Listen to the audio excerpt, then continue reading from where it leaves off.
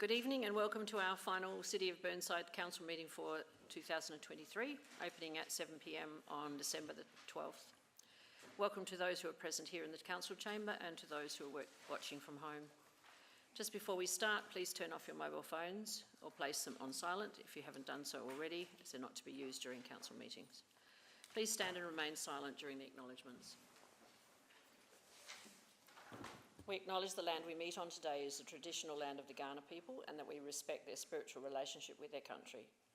We also acknowledge the Kaurna people as the original custodians of the Adelaide region and that their cultural and heritage beliefs are still important to the Kaurna people today. We pay respect to the cultural authority of Aboriginal people visiting and attending from other areas of South Australia and Australia. On behalf of the City of Burnside, I gratefully acknowledge and pay respect to all those who have sacrificed their lives for this country and its people.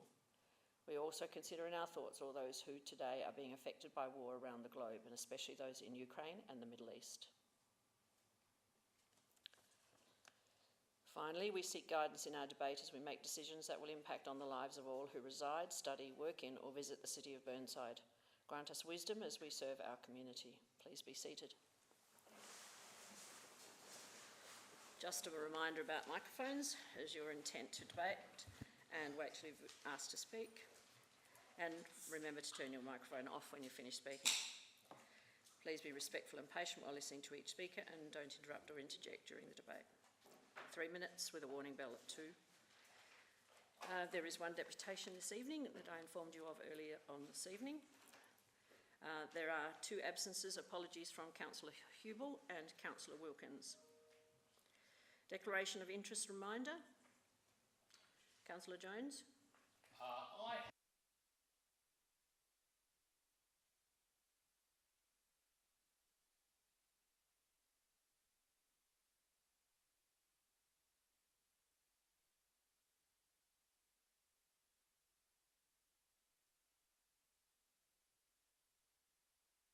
Thank you. Confirmation of minutes, I seek a mover.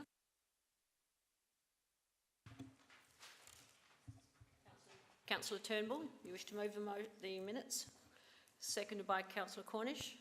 All those in favour? Against? Carried.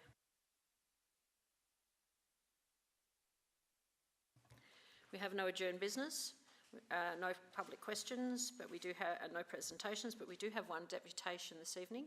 Ms. Gillian Kitely, is that correct? Keatley, sorry, Ms. Keatley. Would you like to come to the table and, as I explained to you before? And just state your name and suburb that you live in before you start, and then you'll start timing. Thank you. Good evening. My name is Gillian Keatley. I was born in Burnside, grew up here and recently returned to live in a unit in Godfrey Terrace, Leabrook. My husband and I also have a home in Clayton Bay by Lake Alexandrina. Due to our experience there early this year, I've become involved in researching personally dark sky and Allen artificial lights at night. I'm here because of my concern about light pollution and the current standards used for public outdoor lighting. I've been aware about the importance of dimming lights at night before sleeping to prevent sleep disruption, but I'm now very conscious of the effect of outside street lights at night, both on people and the devastating effects on biodiversity and the potential waste of precious energy and finance. The most damaging shortwave violet bluish light is becoming more prevalent. I've become aware of basic practice lighting standards to curb the above problems and to contribute to reducing light pollution on a larger scale. Light pollution has become one of the fastest growing, if not the fastest growing pollutants in the world. It is a relatively new area of research. To read from best practice lighting principles, light pollution is defined as the inappropriate or excessive use of artificial light at night. Light pollution is directly associated with energy waste and the increase in greenhouse gas output and our carbon footprint. Endangering ecosystems and altering biochemical or circadian rhythms in plants and animals, including humans, and loss of connection to the stars impacting on astronomy and cultural heritage values, spiritual values. A few decades ago, a group of people in the United States set up a dark sky association to protect the skies and help reduce light pollution. There are different categories of dark sky, for example, parks, reserves, communities, cities. Australia now has its first dark sky reserve here in South Australia in the Mid-Murray. It is internationally renowned, a destination for top astronomers, amateur astronomers or tourists, some looking to view stars for the first time in their lives. To see what is in the skies without the curtain of lights blocking it is awe-inspiring for most people, and many say a profound spiritual experience. I've noticed that lights are being replaced all over Adelaide, from the amber halogen lights to the 3000 luminaires, which is a whiter shade. My concerns with these lights, along with others like me, or professionally involved in this area, are that some of the best practice points are not being considered, such as shielding, turning off when not needed. So basically, and very sadly, Adelaide and South Australia is becoming brighter at night. This is a direction that needs to be shifted if we are to look after humans' health and well-being, flora and fauna specifically, and the environment in general. Increasing light pollution could affect the newly approved dark sky in the Mid-Murray, recognised internationally as priceless and a diminishing treasure in the world. It is disappointing that shielding of the present lights requires an $800 plus payment by citizens requesting it. Shielding the new lights would be a great help in reducing light trespass into properties and spillage, wastage. It is also necessary to reduce the glare for nightlife and the danger to their survival. I hope that my short talk will raise conversation in this area between people in different roles, such as experts in lighting, health and safety, where a paradigm shift is needed, environmental concerns, energy consumption, and best practice standards need to be incorporated into decision making, where unnecessary lighting can be turned off. I can talk slowly now. Shielded when in use. The lowest strength of lighting only is used so that the colour amber red is less intrusive for people and our delicate nocturnal creatures and plants. I'm confident that Burnside can be a leader in reversing light pollution by using sensitive lighting that is low, shielded, low-level amber colour, used only when and where needed. I hope that we can join with other progressive councils around Australia and the world to reduce the damaging effects of light pollution as soon as possible. Thank you. Thank you very much. Any questions, please? Councillor Hallett. Hi. Hello. Thank you for your presentation tonight. Are you aware of any other residents in the city of Burnside who have an interest in this issue?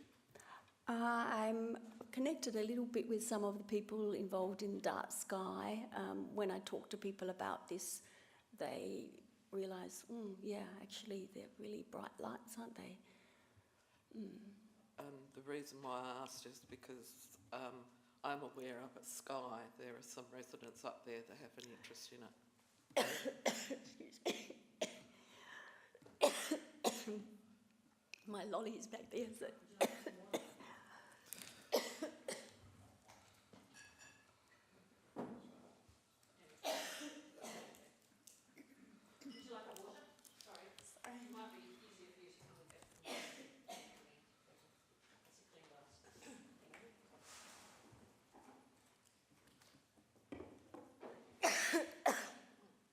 Excuse me.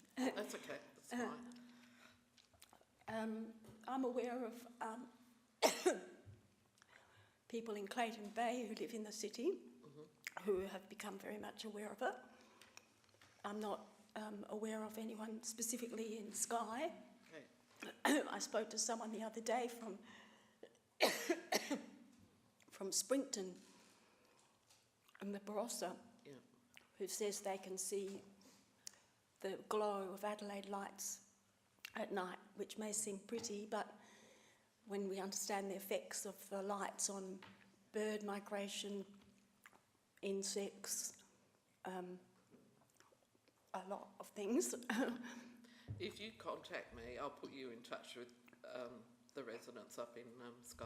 Okay, thank you. Thank you. Councillor Henschke, just turn your microphone on, please.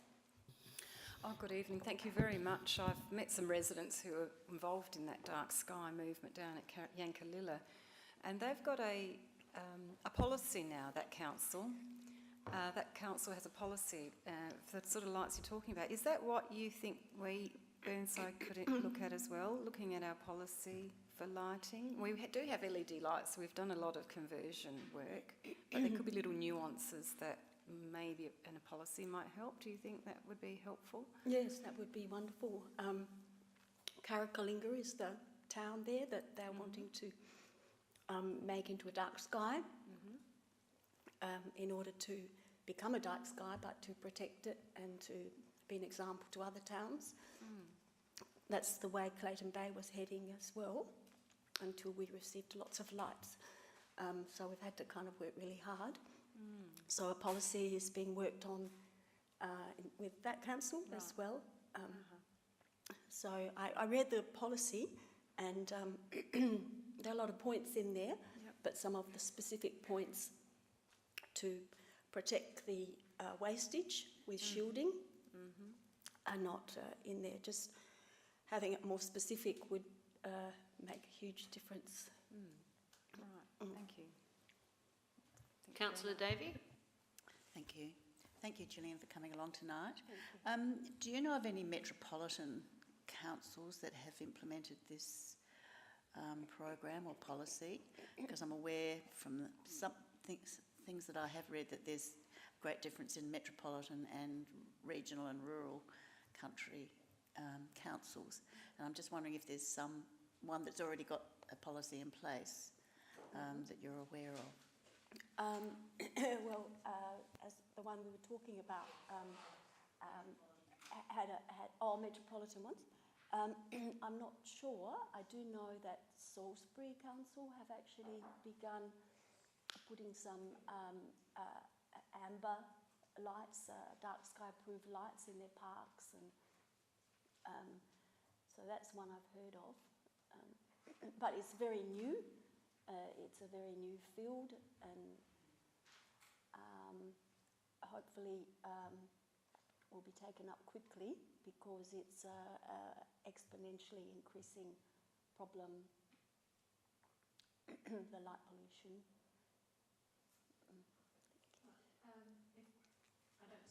I don't see any other. Oh yes, sorry, Councillor Jennings. Thank you for coming in. No, it's a shame in 2016 when we had the big blackout that it was such a horrible night, because then Adelaideans could have walked outside and seen all of the stars that were available, but it was cloudy and wet and horrible. So, Question, Councillor Jennings. no, it was a comment. Thank you. No, comments aren't supposed to be. You are required to ask a question of a deputy.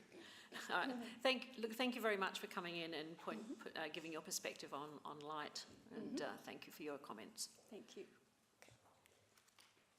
Thank you for the water. That's right. Shall I leave? Just leave them there, that'll be Yes, fine. okay. All right, I will just wait till you have moved. Can you just turn that microphone off, please? Sorry. That would be lovely. Thank you. And in a moment, I'll read through the reports and seek your withdrawal or moving as a motion. First of all, 11.1. Councillor Turnbull. Thank you. 11.2. Environmental Sustainability Review. Councillor Cornish. Happy to move. Happy to move it. Seconder, Councillor Zing. All those in favour? Against? Carried. 11.3, Dog and Cat Management Plan Review. Councillor Cornish, you moving it? Yes. Councillor Henschke, you seconding? You're not seconding? All right, do I need a seconder? Councillor Turnbull, you're seconding? Right, I'll put the motion. All those in favour? Against? Carried. Can I speak against? No, it was moved and seconded.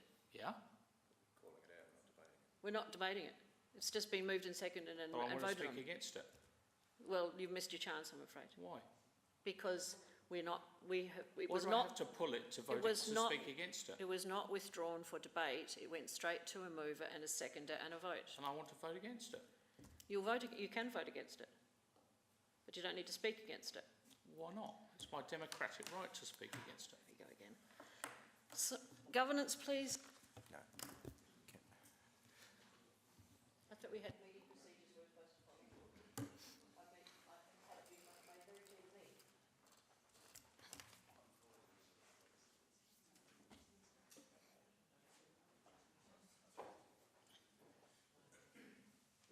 Thank you, Madam Mayor.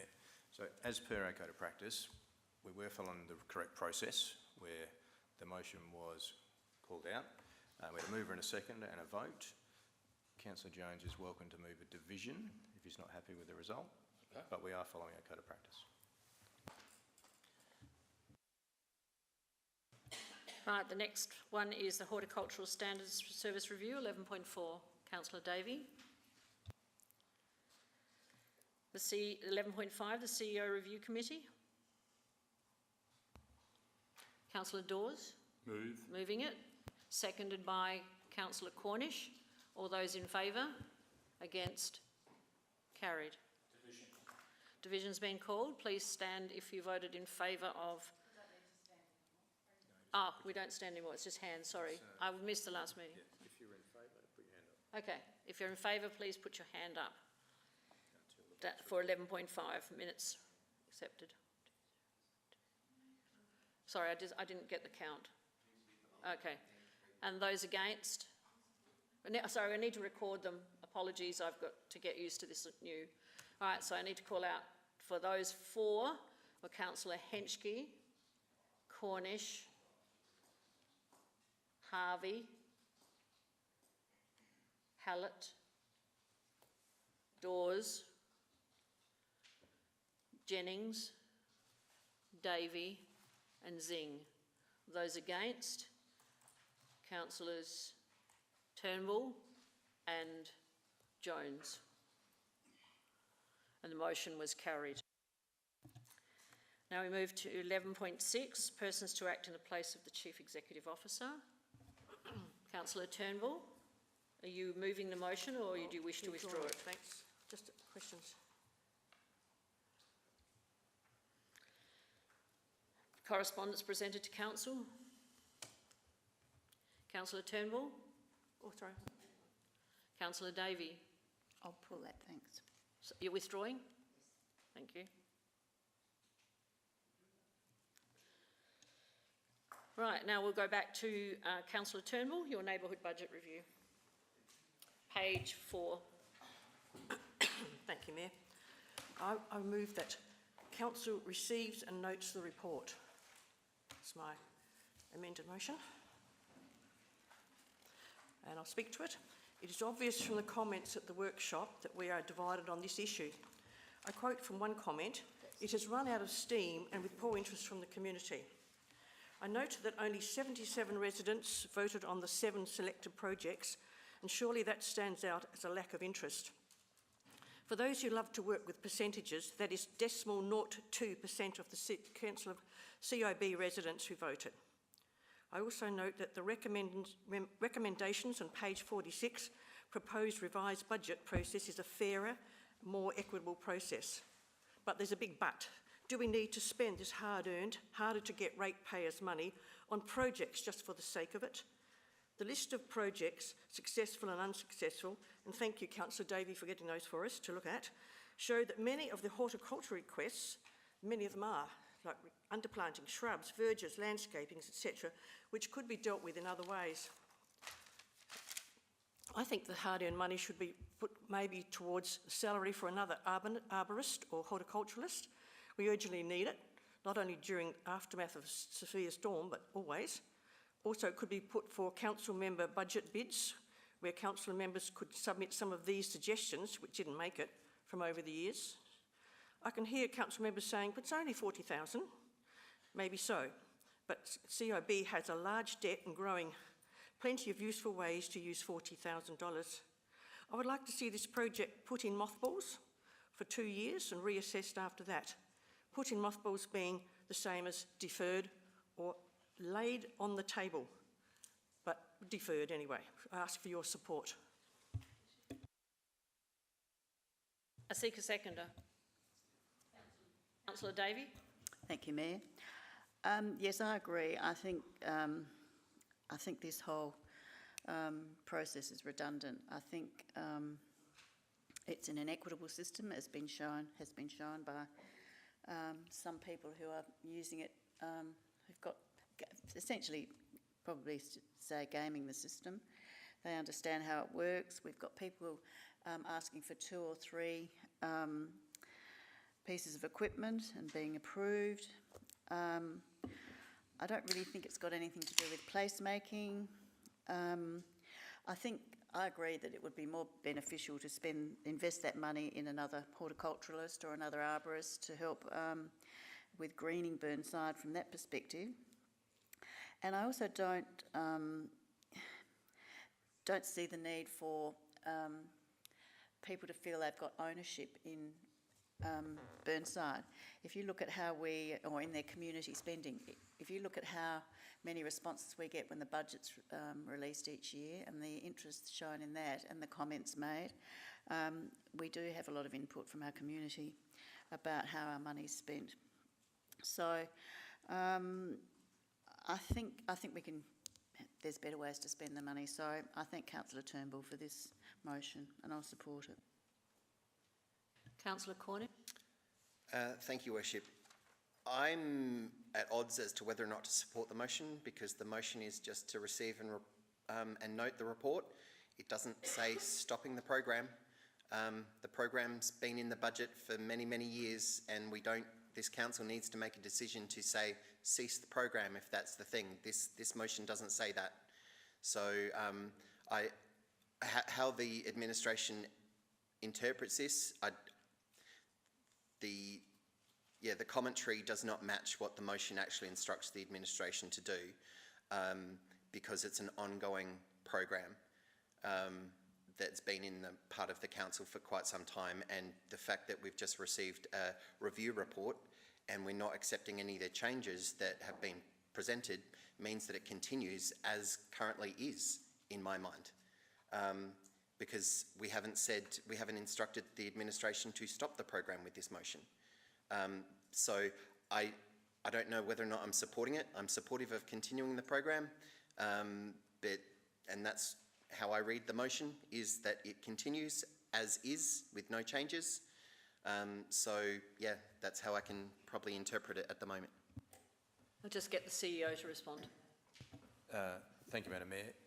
Yeah, I'd actually encourage the mover in a second to add a little bit more to this. If you're talking about deferring for a period of time, maybe just add that to the motion, then it's very clear about what you're trying to achieve.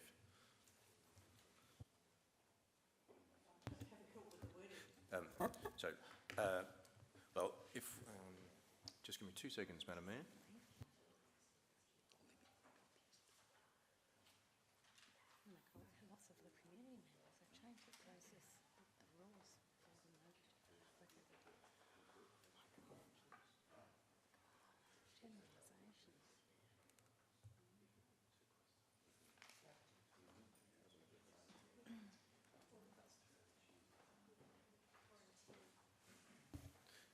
Through Madam Mayor, I'd suggest you could make it a 2-part motion. The first one being that Council receive and note the report, and part 2, so there'll be that Council defers your neighbourhood budget program for the next 2 financial years.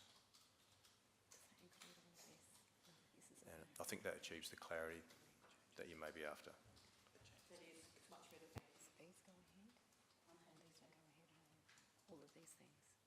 Mover and seconder are happy with that? As Clear now what the motion now states. Councillor Henschke. Right, so, okay, I had a slightly different question, but I wanted to firstly confirm, adding to what Councillor Cornish said before, I needed the answer from the administration, so, right, now...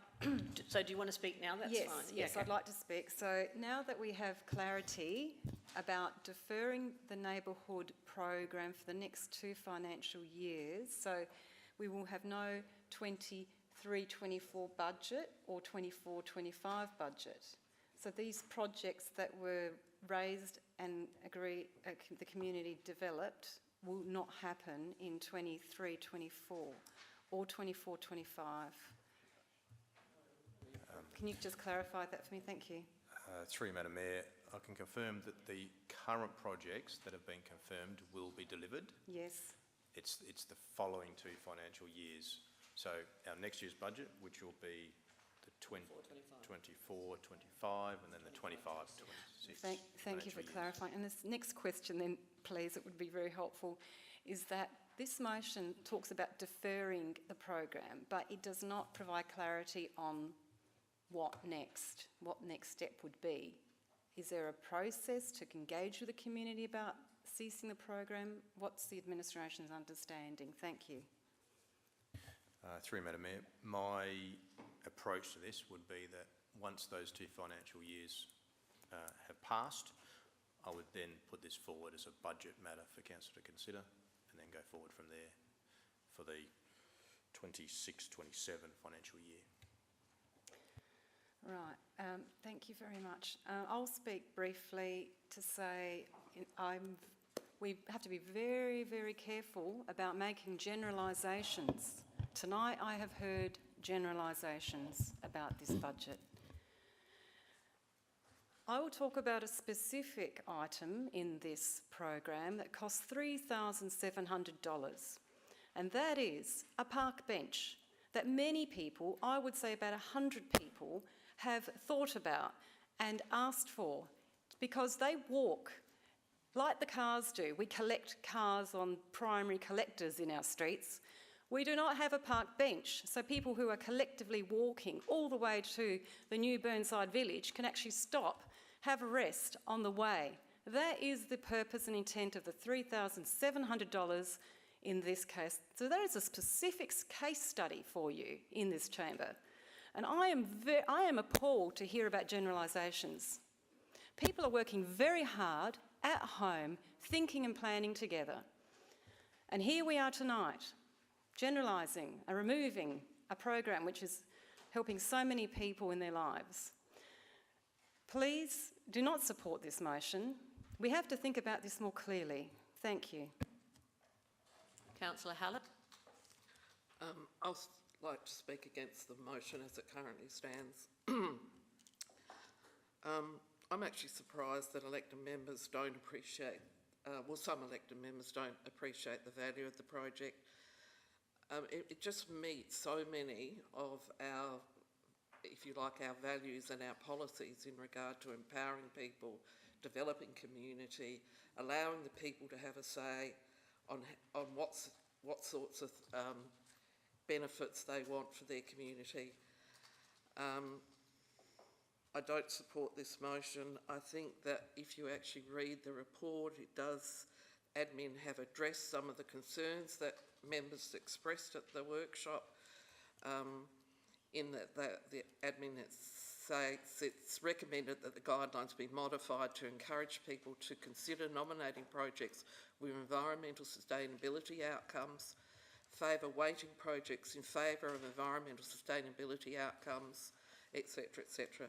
And they've also recommended a proposed guideline change so that submissions must be consistent with the climate change emergency and must not increase council's waste and water costs frivolously. We encourage people to consider nominating projects with positive environmental and sustainability outcomes. And I think that addresses some of the concerns that were raised at the workshop in regard to it's about cluttering up our parks and reserves with things and that we would like to have more environmental outcomes. The admin have listened to that and addressed it. So I think this is a fantastic project and I'd hate to see it can. Councillor Zing. Thank you, Mayor. I've got a question for the CEO. Besides the neighbourhood budget review, are there any other ways community can put forward their ideas for budget considerations, or is YBN the only way? Through Madam Mayor, through our annual budget process, while it's perhaps not as explicit as it perhaps could be, the community are more than welcome to put forward budget proposals for council consideration through the annual budget process. Thank you, Madam Mayor. Councillor Dawes. Thank you, Mayor. I do understand the reason for Councillor Turnbull's resolution or motion, and that's because of page 27, that in 23-24 we're down to 7 eligible projects and we only had 77 people voting. And the engagements were up double back to 2021, but we had half the voting. However, I cannot support Councillor Turnbull's motion because I want to give it one more year. And the reason why I want to give it one more year is because there's $5,000 in there for additional promotion, because staff have realised that those figures on page 27 don't look good for us because they're not empowering the residents, only a few residents. There are a couple of other little things that I just want to mention as well, is that councillors can approve or veto. That's a new addition from the workshop that we had. I don't mind that because I think there were a couple of projects last time that some of the councillors did not like. And so I'm happy for that to be included in 24-25. I'll give it one more year, but I'm putting on notice that if we get those similar numbers of the number of projects and the number of voters, I don't know if I would agree to it for the following financial year. Thank you. Councillor Jones. I'm going to support this motion. I think this program has done its dash. I think the quality of applications is diminishing. The number of people voting is very, very small, as Councillor Turnbull has said. When you look at the geographic distribution of where this spending is, it looks like it's being gamed to me. I just don't think this serves any purpose.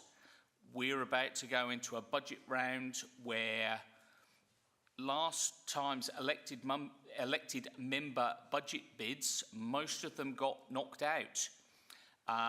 And those, I would say, are probably more worthy than the projects that are coming through this program, because you've had all year for people to approach their elected members, their ward members, with things that they'd like to spend money on, that the ward councillors have discussed with the community, that are things that really need to get done, rather than some of these projects are really quirky, is how I'll politely put some of them.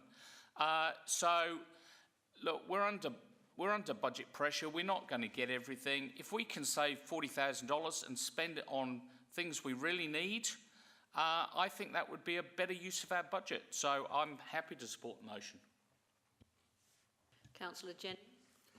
Thank you, Your Worship. I don't think, I cannot support this motion. This is grassroots community works at its, at the pointy end. Like, people can put down log onto the page and write down what they want to do, and it can get voted on. And this is how the third tier of government should work. So I cannot support it. Thank you.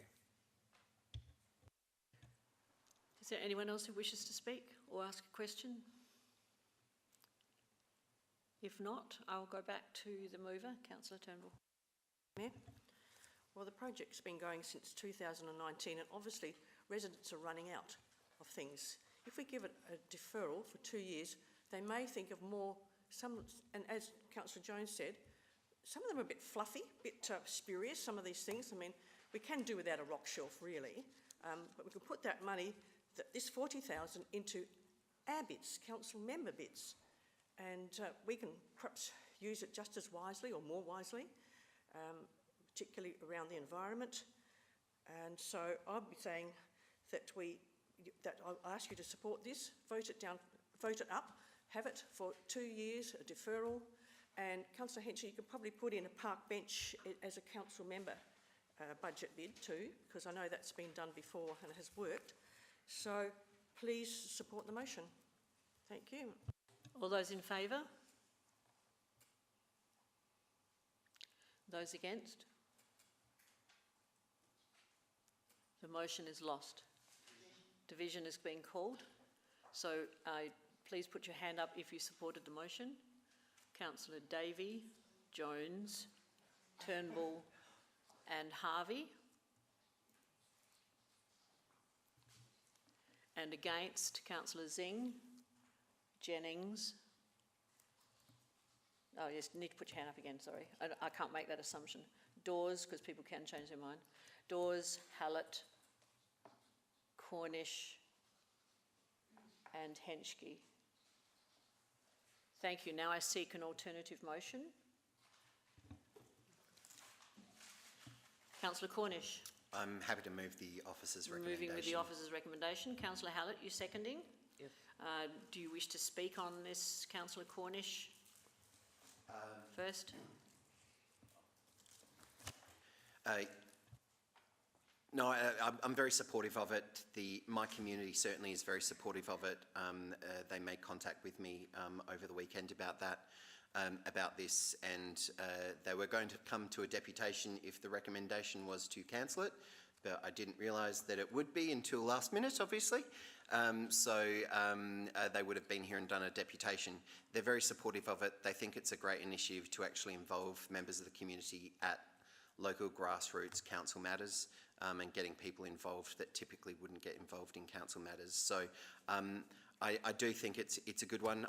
I share concerns about timing, and Councillor Dawes might have a good point there in terms of whether or not the items and the numbering of votes matches up next year.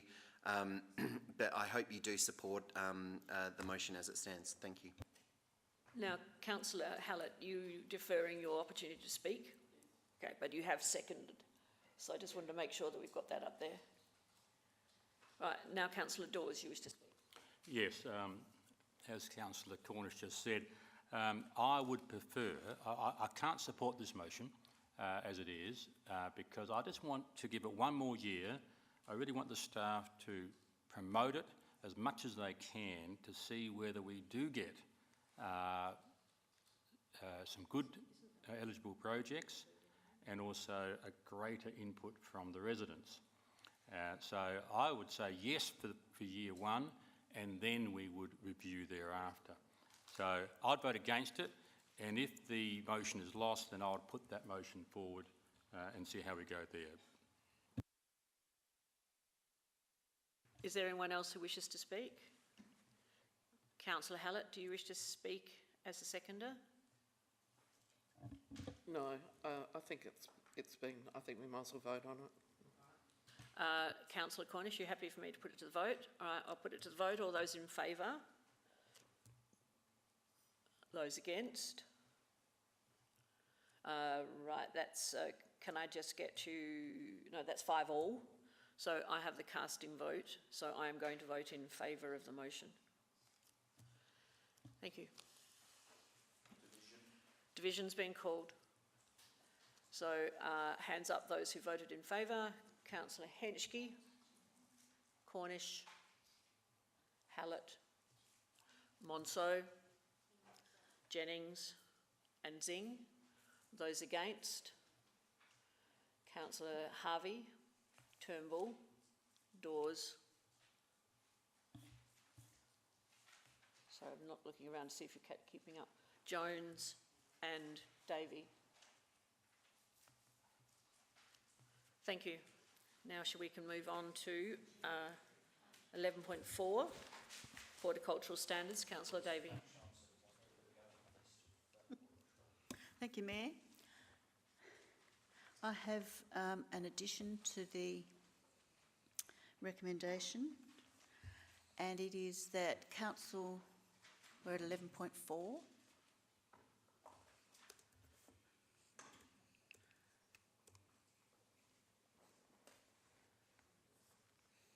Through you, do the staff have my amended motion? Thank you. I'll read that out. That Council, one, endorses the Horticultural Standards Service Review Action Plan as outlined in Attachment 2 to the report, and 2, at Recommendation 8, develops service and delivery standards for council plantings across urban, biodiversity and hills face zone locations in 2024-2025. In speaking to this, I thank Galpins for their audit and the effort involved. It's been a very worthwhile exercise. Thanks also to Barry Cant and his team for their support for this exercise as we try to determine together what's best for our community at Burnside, and most importantly, our increasingly at-risk environment, which we're very keen to keep as green as possible. I agree we need options for verge maintenance, as the review has highlighted. One of the major issues to be discussed was verge maintenance, and that's been quite contentious. We do need options to consider how this can be done and to consider if we can improve standards for weed removal. We need to work with the Department of Transport on maintenance of our main road sites, and we need to develop service and delivery standards, planting, maintenance and enhancement as we do for all other assets such as our roads and curbing and footpaths.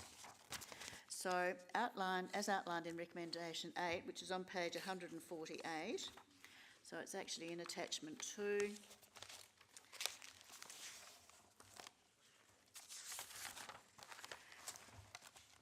It actually says, and I think we need together to clarify and confirm our current service and delivery standards and whether these are adequate so that we can ensure that we make provision for those in the budget, So this actually says to undertake an information session to provide information on the current service and delivery standards and differentiate between urban, biodiversity and hills face zone locations. I think maintenance of our green infrastructure is a major part of our streetscapes and our hills face zone, our biodiversity sites and our parks and reserves. These major green assets are what makes Burnside as they beautify and cool our suburbs. Also our streets and support our health, our lifestyle and our wildlife. So what I'm saying is that in 2024, in the next column on page 148, that's where I consider that we could actually go ahead and develop service and delivery standards for these aspects of the plan so that we all know what we're working to. We've got measurable outcomes we want to achieve when we're setting our budgets. So please support this so we can plan progressively to ensure we resource our green assets just as we do our grey assets. Thank you. Councillor Zing. Happy to second the motion, and I was am I right? Right, thank you. Is there anyone who wishes to speak? Councillor Henschke. Thank you, Mayor. Regarding the action plan, page 149, recommendation 9, the report recommends a face-to-face workshop with council members in advance of every planting season to provide additional detail about the planting season and process and to obtain additional planting requests. The action in 2023-24 is an offer to meet councillors to discuss the tree planting locations for 2024. My question is, does that mean we will also be engaged on planting seasons for not just trees but bushes, and if we have additional planting requests, that, as the recommendation says, that is the opportunity? It's just the wording of the action is not doesn't map it to the recommendation. I just wanted to clarify that, please. Through you, Madam Mayor, refer that to Mr Cant. Through your worship, that one was specifically relating to the urban forest with respect to tree planting, especially on our verges and throughout the parks. And that was because that's the specific area that council members were most interested in. However, there is absolutely no reason that at that meeting, or at any other time throughout the year, that a council member can nominate a particular area that they would like to see either enhanced or changed or amended, and myself and my team would be able to work with you at that stage to determine whether that would be a future budget bid or require additional resources at that stage. So absolutely can support that. Councillor Jones. Thank you, Mayor. 2 words: too expensive. Lovely, but too expensive. When we're going through the workshop on this, each item you could see clickety-click, oh, this one's going to cost 0.5% on the rates, this is going to cost 1% on the rates. Adding them all up, we got to, I think, to about 6 or 7% rate increase to pay for all this.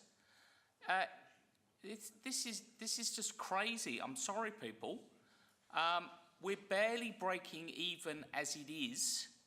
We say we're going to repay our debt over 15 years, and we have no way of doing this unless we increase our rates significantly. Then we would have this on top. Then we have a long list of new projects that we'd quite like to do, or in some cases we've committed to. We've committed to the rugby clubs / cricket club. We've committed $3.5 million to the Glenunga Oval, ripping out a foot of clay and replacing it with soil. We've looked, and I won't discuss numbers on this, Councillor Corn should be delighted to learn. We talked about the Regal Theatre Master Plan. All these things cost money and can only be funded by rates increases. And you may have noticed there's a cost of living crisis. It even impacts the well-heeled citizens of Burnside. It's just too much. We've got to draw a line in the sand and say, we can't keep increasing rates forever, people. It's, you know, we can't do it. This would be lovely, but we can't afford it. And take a trip outside Burnside. Our verges and our reserves are fantastic as they are. Come to Salisbury, where I work. You'll be horrified. I'd love to do this, but it's too much, and I'm going to have to vote against it. Councillor Dawes. Yeah, I have 2 questions first. I'm just looking at Councillor Davies' motion, and I'm looking at recommendation 8 in the papers. Can you just tell me what the difference is between what is in the motion and what is in the attachments? Can you explain what extra are we asking for through Councillor Davies' motion to what appears in the documentation? Through you, Madam Mayor, I think you need to pose that question to Councillor Davey. Summing up. Okay, I'll do that, thank you. A second question, I know the answer, but recommendation 10, I was looking for some understanding of what that budget bid could be, and could you please advise Council what that is through Mr Cant? Of course. Through Madam Mayor, I'll refer that to Mr Cant.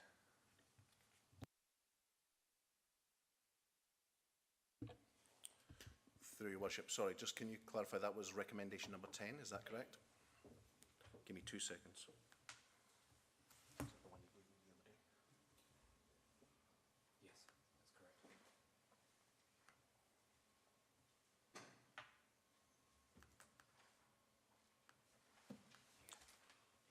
Got it. It's this one here. No. Yeah, got it. Through your Your Worship, that refers to the trial in Eastwood only. So we've calculated the number of trees, the length of curb line, undertaken 13 runs, so run every 2 weeks during the appropriate season, 2 days per average per week to complete the run, and also would require an additional ute to be hired for that period of time. And we've estimated the total cost of the trial would be $21,000, which equals 0.05% of rates. Councillor Hallett? I've got 2 questions. Just once to clarify what Councillor Harvey-Jones was objecting to, about whether he's objecting to what part of the current motion that's on the screen was he objecting to, number 1 or number 2? Recommendation 1 or 2? Through you, Madam Mayor, that is a question really for Councillor Jones, but my understanding is he's objecting to the whole report. I don't know if that's a fair assessment, Councillor Jones. I think the way that I read what you had to say was it's actually the impact of the whole report on the financial situation of the council, and particularly on rates. That's correct? I would say we cannot afford the pension plan, in my opinion. Okay, thank you for that clarification. And I've got another question. Yes. And this is, what are service and delivery standards?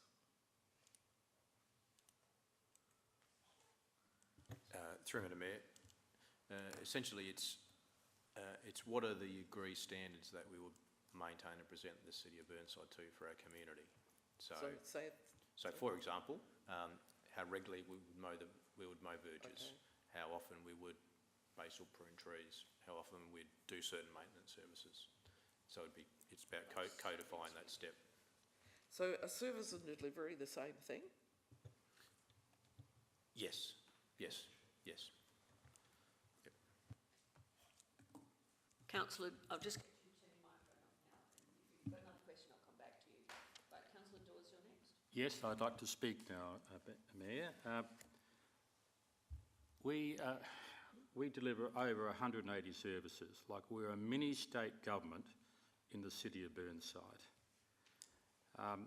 And my belief is that with these service standards, and I've been on to this for about 5 years, it's not that we should do more and cost more and therefore rates go up, it's that we've got to establish a priority list. I know it's hard work, but we do so many things that really saying the state government should be doing. And we're going to make those hard calls. I don't like the rate increases appearing every time in this document, because it's not about rate increases. To me, it's what we want to see happening in Burnside, and if we want those things, then we can't do all of them, even though we'd like to do most of them. So that's an answer more to Councillor Jones' query. Now, the important recommendation to me is recommendation 14 on page 152, which might also help Councillor Davey here. And in under 25, 26, it takes so long to get things through sometimes. It talks about horticultural service standards. I like that to be 24, 25 rather than 25, 26, but it said the executive team may, and already Mr. Cant said, oh, well, it should really be will. It will revisit the need for a detailed review. Now, I think what Councillor Davies is trying to do is put it into 24, 25, but I'll let her talk about that. But to me, the key is that particular section on page, what is it again, 152, because I think that is what we should be on about, getting the service standards up and therefore making some tough calls and other things that are nice to do, but really state government or other bodies should be doing. Thank you. Is there anyone who wishes to speak? I've no one on the screen. Councillor Henschke. Oh, thank you. I'd just like to say that so far the horticultural standards have been excellent. With the storm that we've had, the feedback I've had is people have been amazed about the responsiveness out in the streets straight after a big storm like that. You know, in no time, trees were removed, chopped up, and whisked away. So I think that this is not as scary as it is. You know, Councillor Jones, you know, we can prioritise, the administration prioritise when they put the tools down and putting in the Indigenous plants. They'll go out and get the chainsaw out to chop up the tree and get on with things that are a priority. So it's just going to be common sense that we don't spend, gold plate our city. And there are always opportunities for improvement, efficiencies. So with that culture mindset of looking for efficiencies, I'm sure the organisation can achieve what some residents are talking to us about. And it might be, it's just minimal things may happen. And I think accepting tonight's motion, this report isn't going to affect people's rates overnight. Councillor Jones, you have a question? I have a question for the CEO, if I may. CEO, how are you going to find the $3 million savings that some people around this table think are easily available for you to find to pay for this program?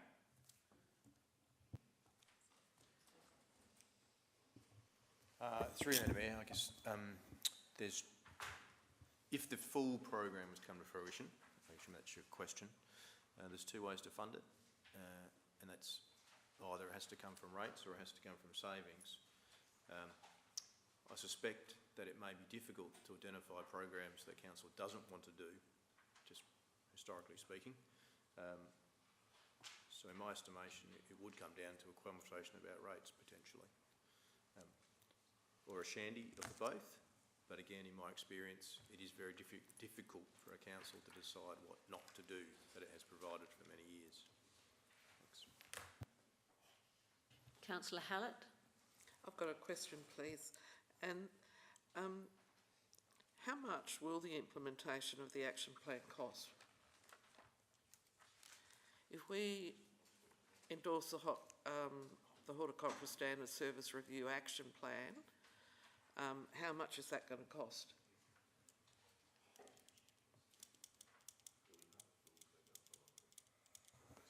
Through you, Madam Mayor, I just need a few moments to confer with Mr. Cant.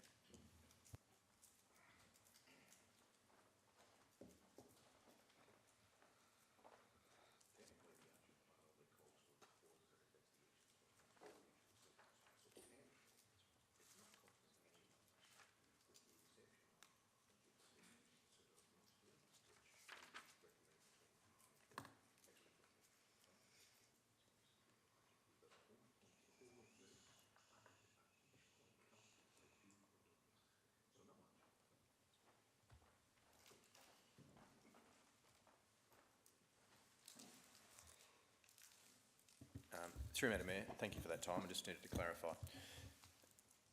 The report actually provides hold points. Sorry, each process that we're talking about here provides a hold point that even if the preliminary work is undertaken, every request for expenditure would still have to come to a budget process. So Council will have many times through the life of this document, if it's adopted, to actually decide whether to not do or do particular components. I haven't got a figure for you tonight about the whole project. Looking at the list and talking about the potential rate rises, it's not cheap, but again, I would reiterate that at each point, at each place in the process, there are hold points for the Council to consider at each budget process, and they will have the option of determining whether they go ahead with each initiative. Thank you. Councillor Cornish. Thank you, Worship. I fully support the recommendation. Apart from parking and traffic in my area, this has been the longest and most repeated complaint of verge mowing in my area, and it's mainly around the quality of the verge mowing that that it detracts from the beauty of the city of Burnside. I will be supporting this motion. In every single one of those email conversations I've had with the residents that have complained, I have gone back to them and said, you know, this will cost you more in rates by doing this. And they've all been fine with that.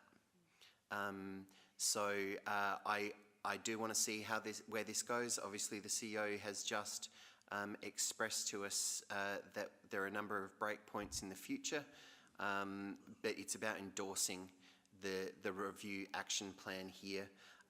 I would like to commend all the work that has gone behind this review, all the staff at the depot that have answered questions of the external reviewers that have come in and asked them lots of questions about what their current service standards are and what we currently deliver.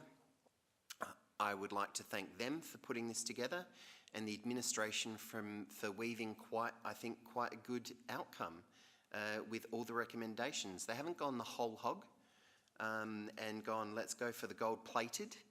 They have found a way to pick and choose, pilot little bits and pieces there, here and there, to provide us with a taste of what could actually be done. And it's not being done overnight. It'll be rolled out, and I think it will be better for the entire city. So I do support this motion as it stands, and I hope the rest of the chamber does too. Thank you. Councillor Davey, do you have a question? Yes, thanks, Mayor. Just in relation to volunteers, I noted in the report that we have volunteers who help in the nursery and grow a lot of our plants in the nursery. Are there ways that we can, it doesn't seem to have been addressed in the report, how we can use volunteers more widely for planting, weeding and supporting our environmental assets, which might take the heat off some of these costings, because we do have some very keen residents who love to be involved in the horticultural side of our business. Through you, Mayor, I might refer that to Mr. Kent to answer that question for us. Through your worship, council has to be very careful that they don't get into industrial issues with respect to replacing paid staff and appropriate employment with volunteering. Volunteer is designed to complement, not replace, existing services. We do find it difficult, but we do appreciate the volunteering that goes across the city, especially in the outdoor crews. But they also have to be carefully coordinated and managed with respect to WHS and the appropriate delivery of services. So you always would need paid staff to coordinate that as well. As I provided in my response, I think to all council members earlier today or yesterday, we do have quite a number of volunteers, but as the nature of volunteering as well, it's difficult to have all hands on deck at one time. That's the flexibility of volunteering. So we could always deliver more volunteer projects or programs, but we'd have to just do it in mind with the appropriate industrial considerations.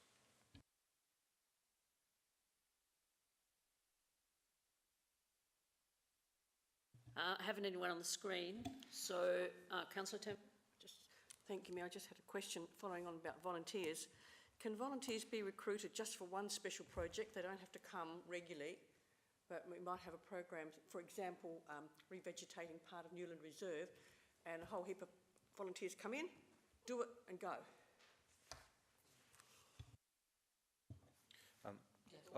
Through you, Madam Mayor. Mr. Kent, happy to hand over to you. Through your worship, in theory, yes. We would need to put due consideration and a bit of work into how that would work. That's not been the nature of the council resolution that we responded to that's sitting here before you. But if that's something that council would like us to consider and how we could turn our mind to that, that would be a different resolution or a different direction of council, and we could certainly go away, do that body of work and bring back information for council to consider. I have no one on the screen. Is there anyone who wishes to speak? Otherwise, I'll go back to Councillor Davey. Councillor Davey? Thank you, Mayor. Thank you all very much for your input. In summing up, again, I say thank you to the staff and to everyone involved in this excellent report. There are many good recommendations, and which, as we've heard, we will need to consider and implement when we develop our budgets. I'm not saying that we necessarily have to increase rates. That's not my proposal at all. But I think we may need to give consideration to rationalising how we manage our assets, both our green ones and our grey ones. We have a climate emergency, we have a climate change policy that we have to be aware of, and we have to consider this. So we have to consider how we raise the resources to ensure we equitably manage our green assets. We may need to rebalance the extent of our recurbing or our new footpaths or new roads.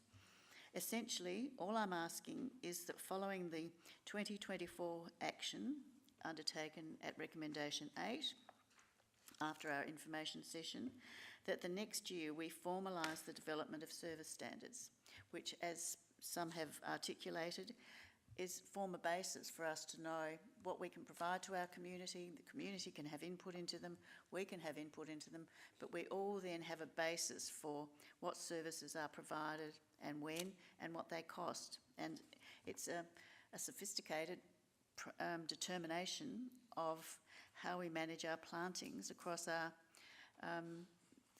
key areas of our city of Burnside.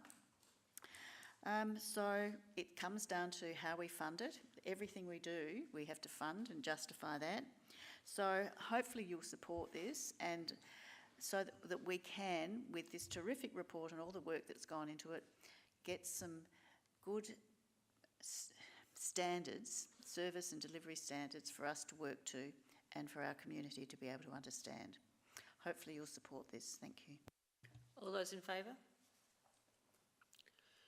Against? Motion is carried.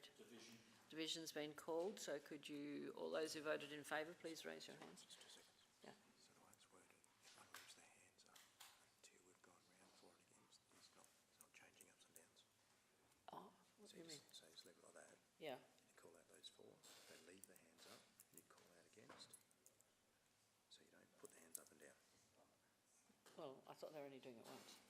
And then Harvey, no. No, Harvey doesn't put his hand up. At all? Okay. Sorry, I wasn't, I'm not clear on this. Put them down for a minute, please. Members voting in the affirmative. Raise their hands until the vote has been recorded. Does that, until the names have been recorded? Everyone's. Right, everyone's recorded, right. Okay, so hands, those who voted in favour, please raise your hands. Councillor Zing, Davey, Jennings, Dawes, Turnbull, Hallett, Harvey, Cornish, Henschke, and against Councillor. No, don't raise your hand. Don't raise your hand. He doesn't put his hand. The way it works is you leave your hands up and whoever's down, it stays static while the Mayor calls out for and against, because if it's down, you're against. And then Right. Standing was easy. Yeah, I thought standing was a lot easier too. Anyway, I'm learning it on the go. So the important thing is you have all the names of those who voted for and you have the one against. Thank you.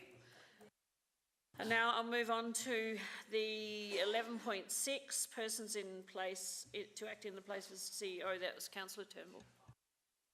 Just a question, please. 2 questions, actually.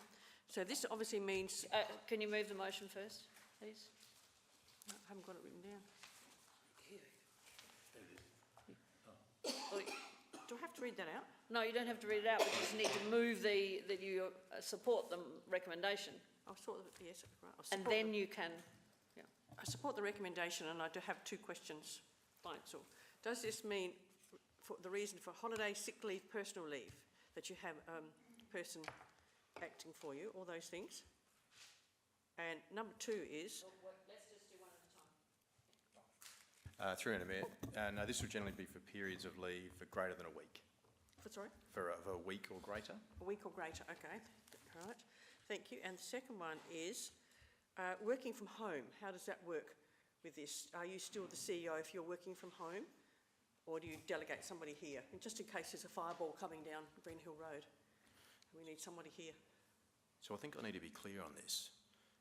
As your CEO, I work 24/7. So So wherever I'm working, I am your CEO, regardless of whether I'm sitting in this seat, whether I'm upstairs, whether I'm across town, or whether I'm interstate. I'm your CEO. But you delegate when you're working from home or not? That's what I want to ask. I'm being very clear. When I am here, I'm your CEO, and there is no need for delegation. Right. Right. Okay, thank you. Sorry, Councillor Cornish, you're seconding? And reserve, yep. And thanks. reserving your right to speak, all right. Is there anyone else who wishes to speak? Councillor Cornish, I think I might have to ask you.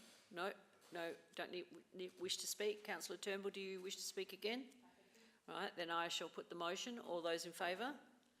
Against? Carried.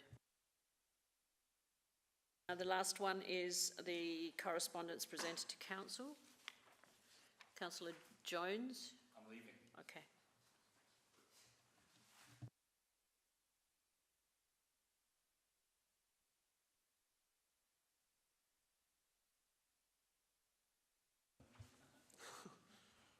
We have to organise a response to this. I mean, she has to be a response. Councillor Davey, you withdrew it for debate. Thank you, Mayor.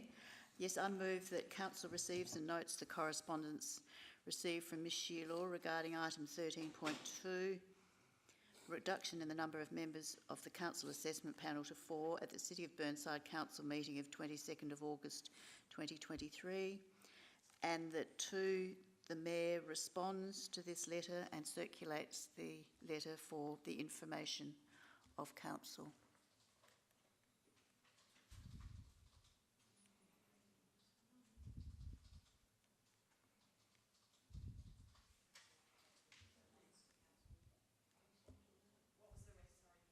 And circulates the correspondence to Council for information.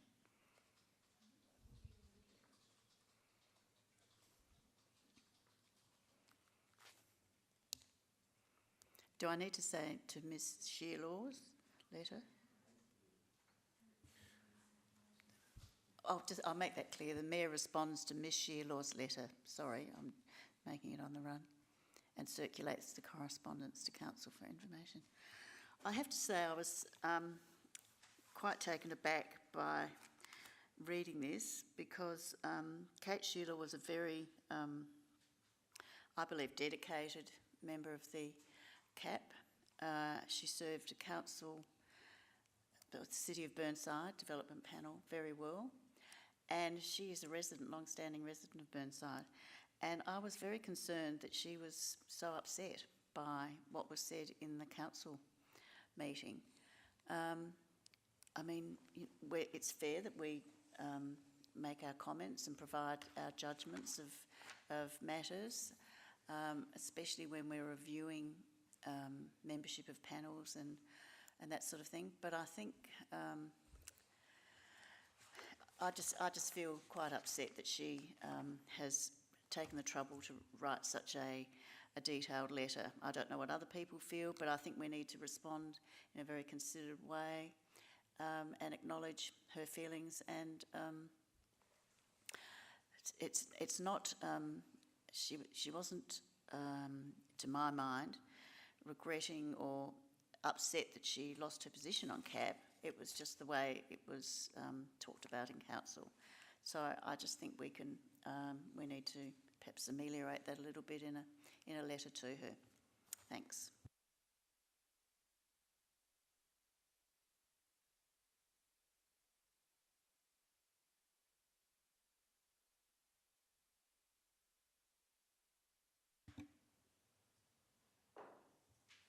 Councillor Cornish.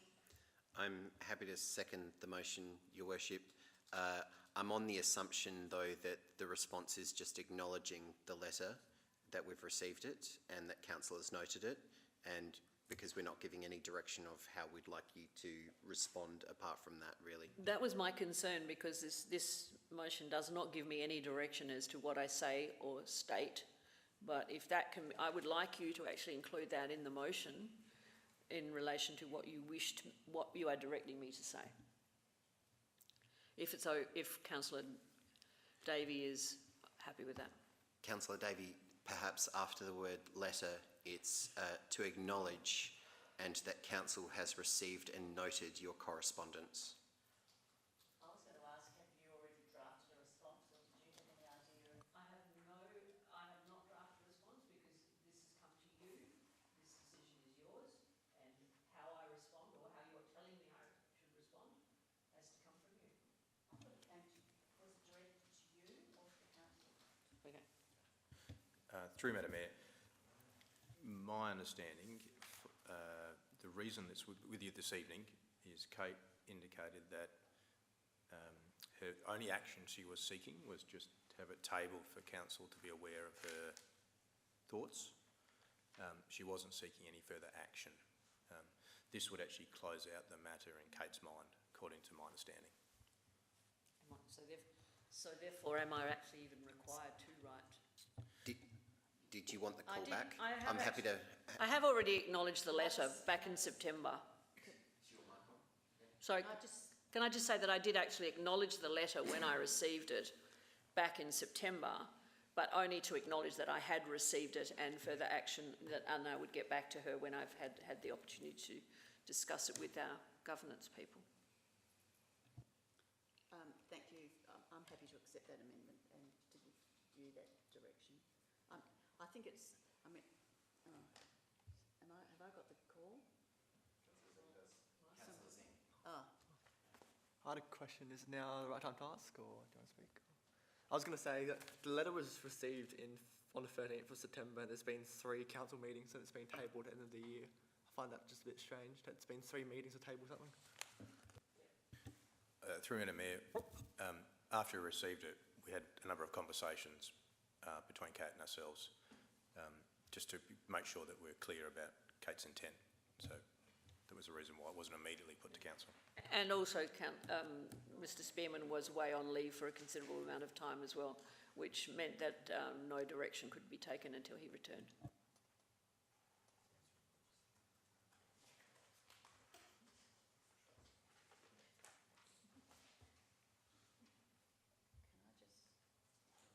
Sorry, Councillor Jenny. Thank you, Worship. I thought my colleague to my right's way of speaking to the motion when it was in the chamber was very eloquent, and there was a bit of jest to it. There was a lot of his tongue was in his cheek, I thought. So I've taken it. I won't say any more, but I think we should take it with a pinch of salt. I think I did actually at the time give a suggestion to all members that they needed to be careful about what they said, because what we say in this chamber has an impact. We are not protected under the law as the state politicians and federal politicians are. So we do have to be careful about making comments that might be seen to be offensive. And that's all I'm going to say. Councillor Dawes. Councillor Davey, could you just turn your mic off for a moment? I haven't had an opportunity to respond. Okay, I'm sorry. Councillor Davey. I accept Councillor Cornish's amendment as the seconder. I just wanted to tidy it up a little bit because it says the Mayor responds to Ms Shearlaw's letter to acknowledge it, or in acknowledgement, or just something to make it sound a bit more. The Mayor responds to Ms Shearlaw's letter to acknowledge it and that it has been received and noted by Council.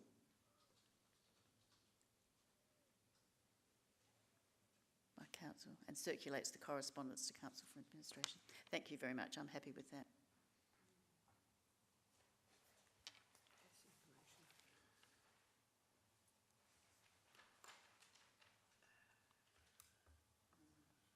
And circulates the correspondence to Council for Information. Can that be done via agenda, or do you want me to send you an email copy of the letter? email copy of the letter? Okay, thank you. All right, Councillor Dawes. Yes, I should make note of this.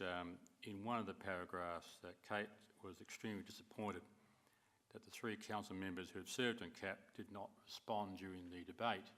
And the reason being is you've just said it, Mayor, because you indicated to Councillor Jones to be careful of the words that he used.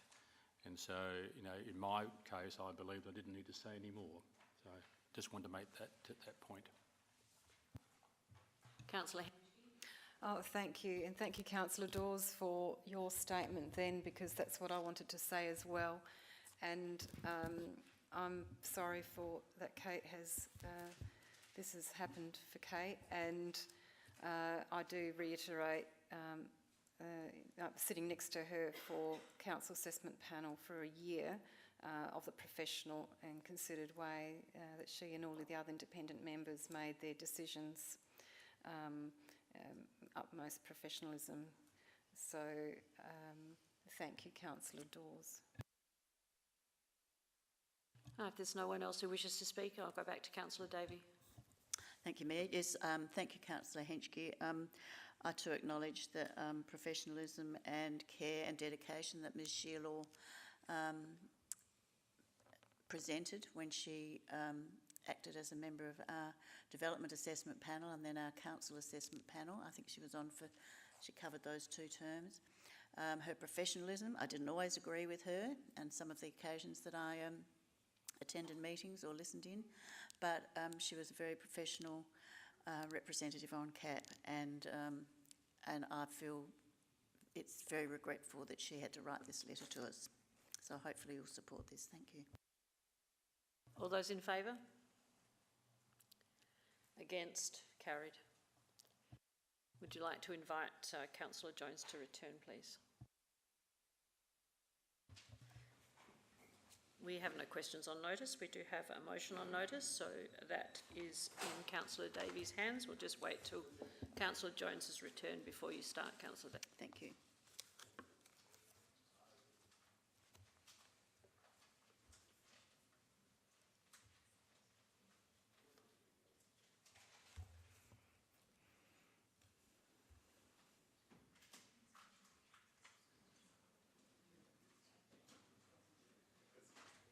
Councillor Dawes has got his nose out of joint.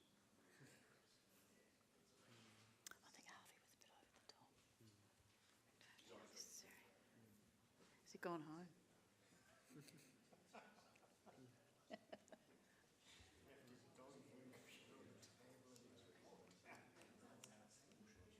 Should we get underway, or is he? Oh, is he joining us?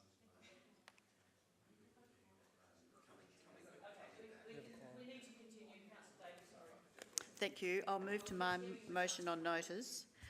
My motion is that Council writes to the Minister for Planning and the Minister for Police, Emergency Services and Correctional Services with a copy to the Local Government Association requesting that consideration be given to amending the relevant South Australian legislation to require landowners to establish bollards to protect people using dining and similar facilities adjacent to public and private roads and car parks.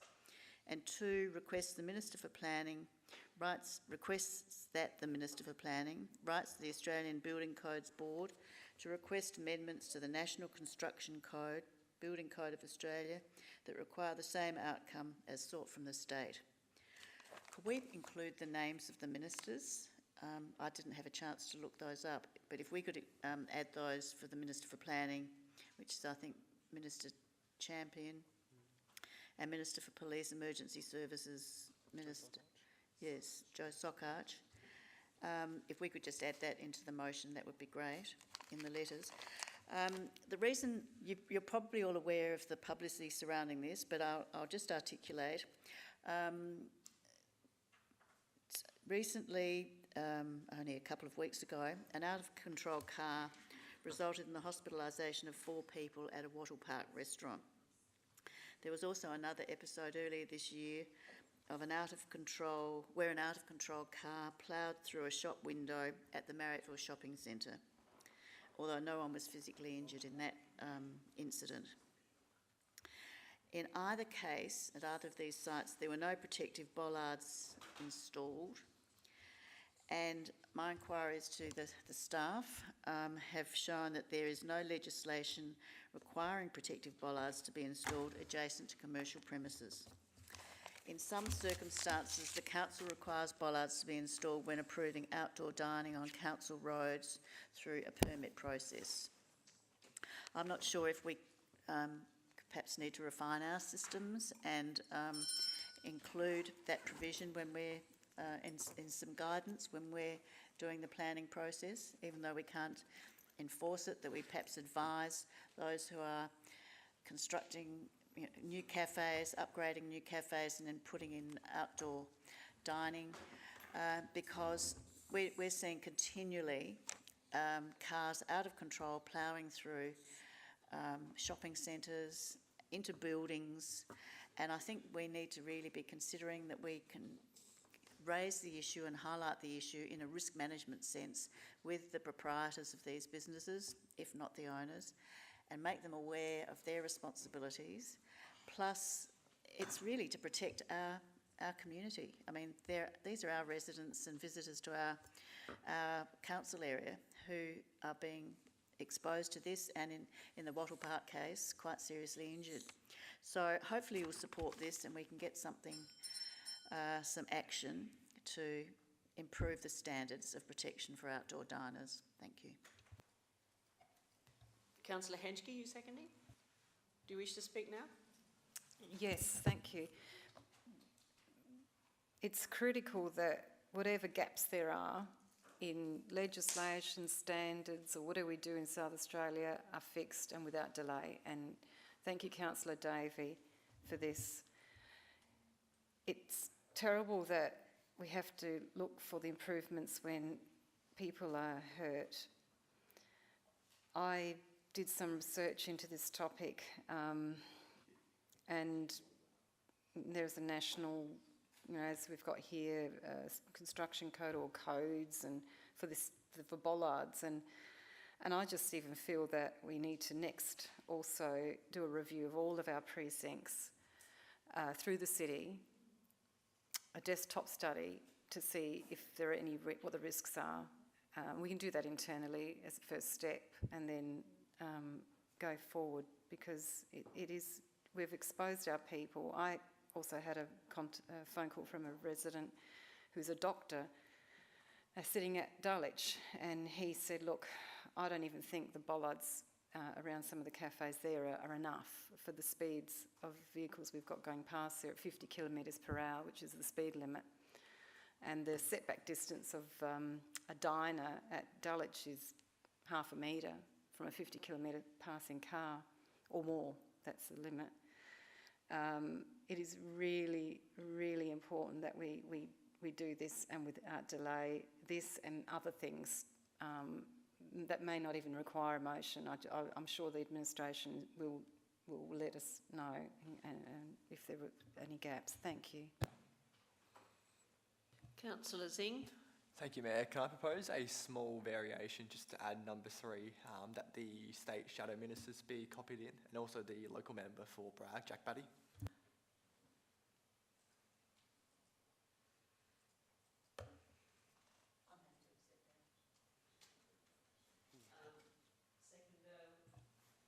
You're happy with that? All right.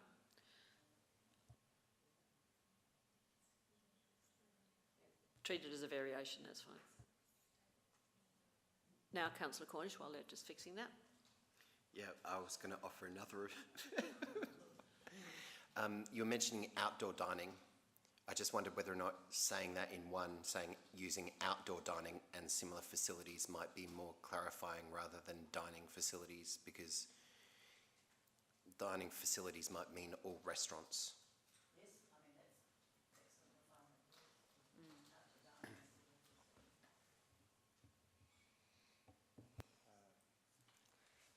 Are we checking on that? What's the variation?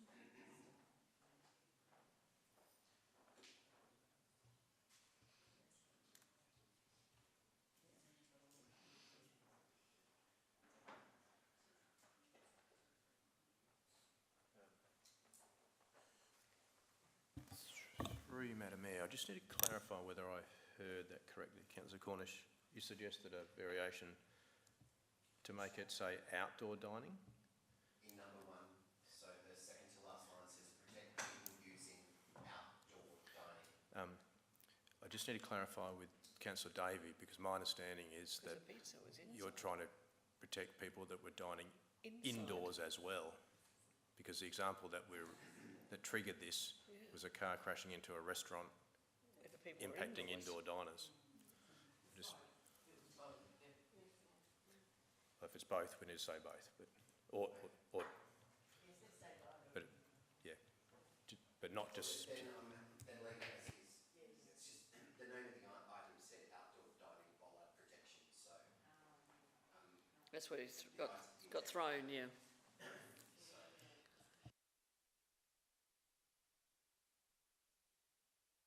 Right, are you comfortable now, everyone around the room, so that Councillor Davey could summarise and then we could take a vote on this? Oh, Councillor Hallett, sorry.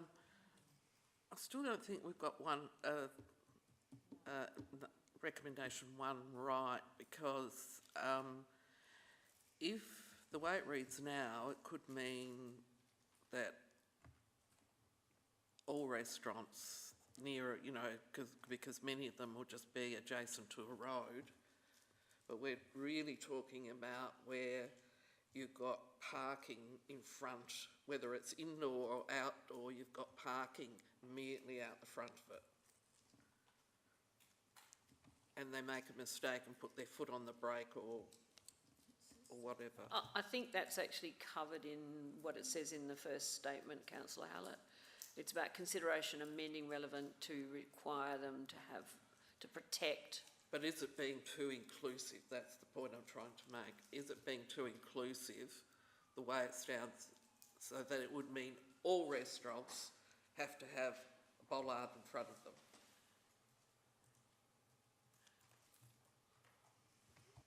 I think that's actually up to Councillor Davey. Is that what you're implying, Councillor Davey? If that's something that's only implied, then maybe it needs to be clarified more specifically.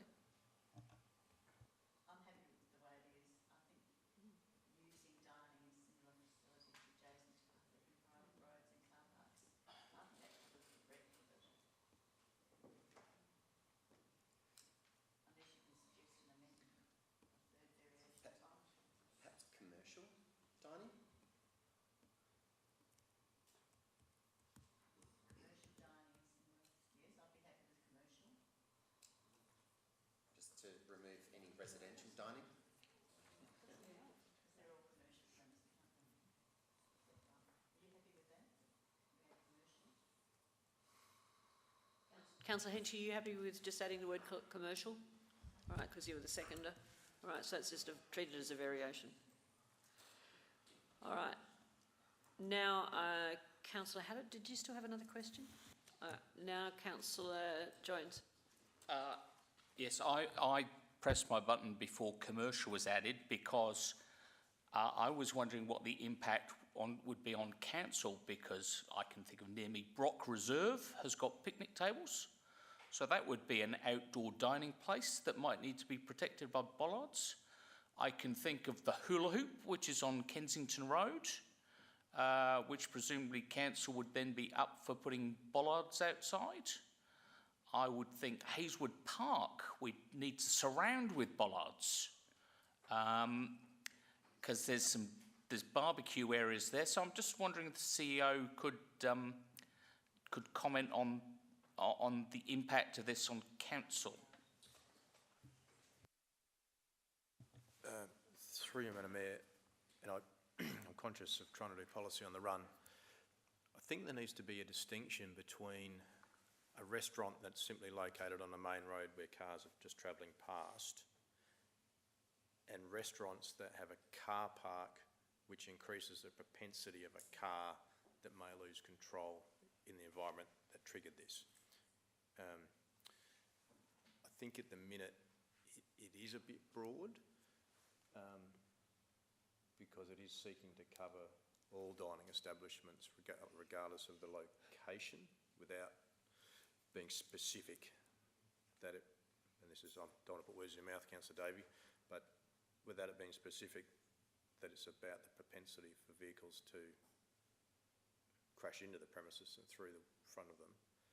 Whereas you would imagine on a, for example, on a main thoroughfare, the cars are just travelling past and the risk would be lower than opposed to, say, if we took the Dulwich, for example, where you've got restaurants on the corner, where vehicles are much more manoeuvring, or you have a car park situation like in the news, where the car park's right in front of the building. So, I probably, yeah, that's my thoughts. Could this be made clearer in the drafting of the letter? I'm certainly happy to work with Councillor Davey on the draft of the letter that we can add some more clarification in without wanting to wordsmith this too much tonight. I think that's probably a better way if council's in agreement, because you can't put everything in this motion, but there needs to be an explanation that accompanies this particular motion, so that it is clear what the intent of the motion is and what we're concerned about. And the word safety need to be really strongly used in the preface to the putting in the motion in the letter. So if your council's happy, and if it does get approved, then I'd like to think you'd be happy for the CEO to work with Councillor Davey to finalise the letter. Did you want to add something to that, Councillor? For fear of confusing the situation a bit more, Yeah. a potential solution might be to add a comma after car parks and insert in high-risk areas. Yeah. So that it just focuses the energy a bit more rather than, and perhaps to allay Councillor Jones's concerns. Whether that helps or not, Councillor Davey? Yes. If I can sum up, yes.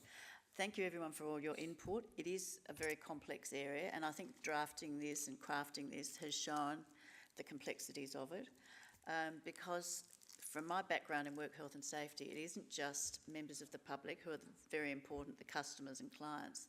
There are actual provisions in the work health and safety legislation because the staff working in those establishments are at risk. If a car ploughs in and can pin a patron, or actually it was the owner at Wattle Park, and severely injure him against the wall, that could have been an employee. So work health and safety legislation is relevant, but I didn't want to weave that into this. This was actually drafted by the Director of Corporate, Martin Cooper, I beg your pardon, and he helped me draft this so that we could get it. Martin Corporate, oh sorry, Director Corporate. So he helped draft it based on the capacity that our planning and development people have got, which is little to influence these things, and that we need to go to these levels, state and federal levels, to lobby to get improvements made, and also to involve the local government association who help us, because we want, I mean, I don't think we're the only council who would have this problem. We would have it, that you see, I mean, just about every week we see cars ploughing into restaurants in Norwood and Mitcham, all over the place, Henley Beach. So I think it's a general issue of interest, both to our community but also to local government and across the state. So hopefully you'll support this. I'm happy to help if there's any fine-tuning that's needed, and if we could just have a copy of the letter once it's finalised, that'd be great. Thanks for your support and input. I'll put the motion. All those in favour? Against? Motion's carried. Is there any urgent business? If not, then there's no confidential items. Before I close the meeting, I'd just like to wish everyone compliments of the season, those who are watching from home and those who are in the room right now, and look forward to being back in January of 2024. And close the meeting at 8:39 p.m.